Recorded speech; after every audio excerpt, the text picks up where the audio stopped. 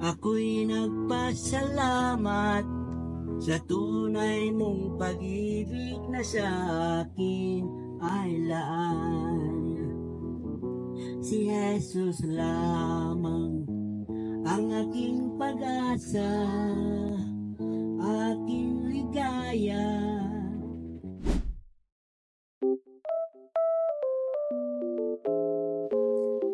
Good day, mga kapaglaong! Samahan niyo kami sa ating gawain ng pagmiministeryo na maghandog ng feeding program at Bible study sa ating mga kaibigan doon sa Riverside, Palico 4. Yan, punta muna tayo sa Southern City Village para atin pong daanan ang ating kapatid at kaibigan na si Sister Melody. Ayun! Nakaupo siya sa tricycle at inaabangan niya tayo. Siya pala ang ating tour guide doon sa ating pupuntahan at siya pala ay isang retired midwife na siya ang nagpapaanak sa ating mga kaibigan doon sa Palico 4.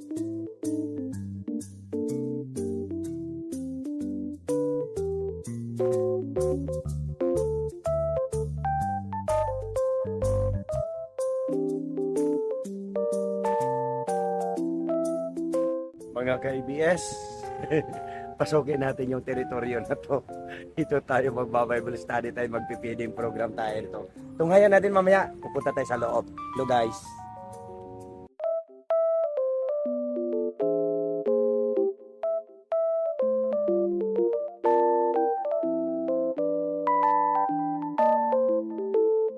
In your Bible, pray every day, pray every day, pray every day. Read your Bible, pray every day, and you grow.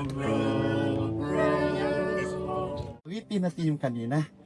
Okay? Sige, Kuya Elek.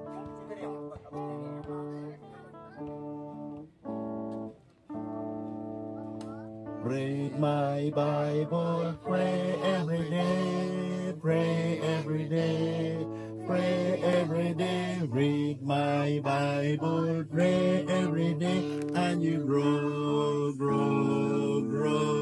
Isa pa. Read my Bible, pray every day, pray every day, pray every day. Read my Bible, pray every day, and you grow. Ako'y nagpasalamat sa tunay mong pag-ibig na sa akin ay laan.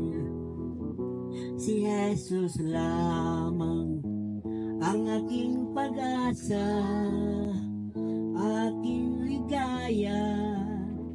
Sinabi niya dito sa John 3:16 na for God so loved the world. Bakit sinabi niyang ganon? Gayon na lamang ang kanyang pagsinta sa sanglibutan. Bakit? Kasi kamukha tayo ng Diyos. Kung hindi na tayo kamukha ng Diyos, pabayaan tayo ng Diyos. Oy, mga maot at ugnaong. Kamukha kasi tayo ng Diyos, kaya nangako ang Diyos na mamahalin niya ang buong sanlibutan. Dahil mahal niya ang sanlibutan, wala siyang pinipili. Bata, mga matatanda, mga may edad, mga binata, lahat yan saklaw. Sakop yan, mahal sila ng Diyos. Kasi kamukha sila ng Diyos. For God so loved the world, He gave His only Son to die on Calvary. From sin to set me free. Someday is coming back. What glory that will be.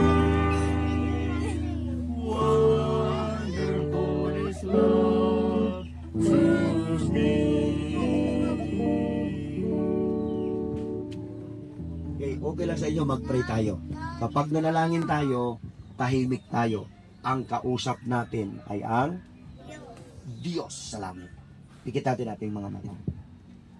Dakila po naming Diyos o Amang Banal, maraming salamat po na sa hapon na ito, narito kami kasama po namin ang mga kabataan, ang inyo pong mga anak, narito rin ang mga magulang.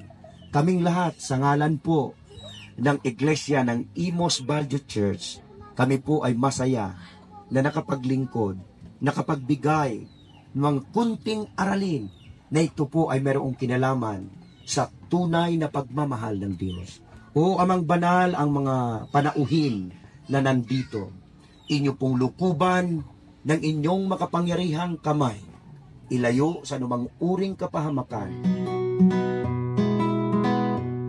At ngayon ay tapos na tayo sa pagbahagi ng pagkaing espiritual, ay atin namang ibabahagi at ipamimigay ang mga biscuits na mula sa EBS Foods na ginamit ng Panginoon para may taguyod ang kanyang gawain.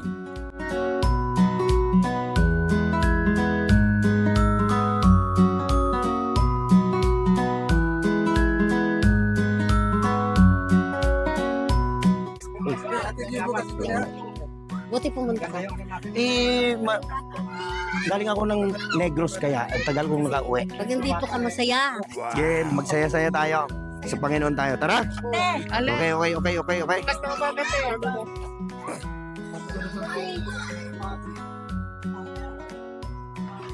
Ito yung pinakamasarap na gawain na nandito tayo sa... Anong lugar to? Hindi ko rin alam. Pero maganda, masaya. Para makapaglingkod tayo sa Diyos. Nang gusto kahit saang sulok, nandito tayo, maabot natin yung tahanan ng ating mga kapatid. Sila po ay marami-rami. Kaya ating pasalamatan ng Panginoon na matutulungan natin ang ating pong mga kapatid. Hindi lamang siya sa mga material na mga bagay na ating ipaabot, kundi sa spiritual, number 1 po yan. So purihin ang Panginoon. Kasama natin, siyempre kaibigan natin, Brother Electumala. Di ba? Mas maganda yung mayroon tayong pangangaral na katulad nito. Looban, Imos, Cavite. Napakaraming mga panauhin sa loob.